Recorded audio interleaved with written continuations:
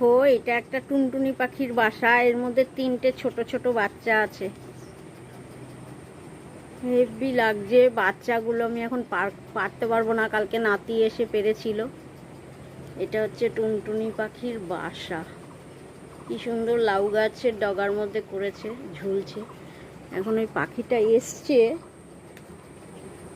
ওর বাচ্চাকে খাওয়াতে, কিন্তু আমি ভিডিও করছি বলে খাওয়াতে পারছে না। কোথায় গেল পাখিটা? এসছে পাখিটা, দাঁড়াও তোমাদের দেখাচ্ছি।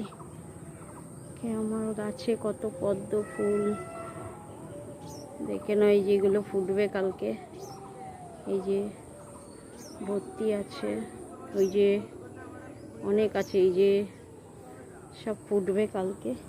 এই যে পাখিটা, ওই দেখো ওইখানে চলে যাচ্ছে।